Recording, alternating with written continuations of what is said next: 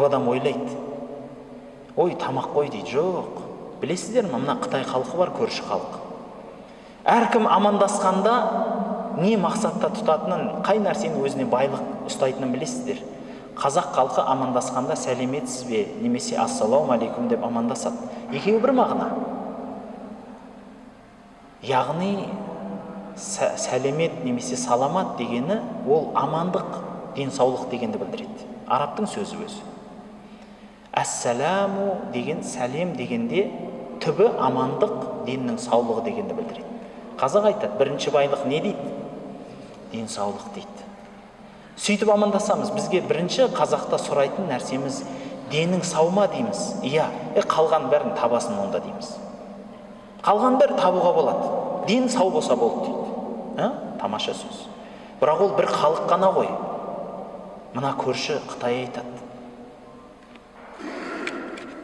не жедің деп амандасады. Сөйтіп амандасады. Тіпті бай адамдары ең мықты мақтанған сөздері, бүгін мен мынадай тамақ жедім дейді. Ең керемет мақтаныш сөз ол оған. Бүгін мынадай тамақ жедім, түске енді мынандай тамақ жейін деп тұрмын дейді. Ең керемет өмірінің мақсаты сол, байлығы сол.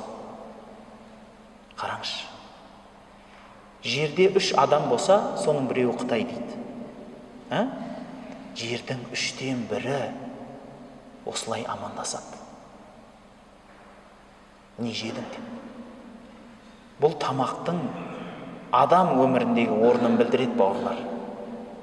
Көп адамдар ойлар әдемі сөзбенен, маған тамақ керек жоқ, тапқаным болса болды, ондай, мұндай. Ол әсем сөзді қойыңыз. Тамақ адамның үлкен жерін басқарады. Қазақта сол сөзді айтады. Кімнің наны болса, әні болады дейді. Немесе басқаша айтады.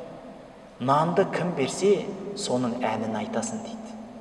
Түсінесіз ба?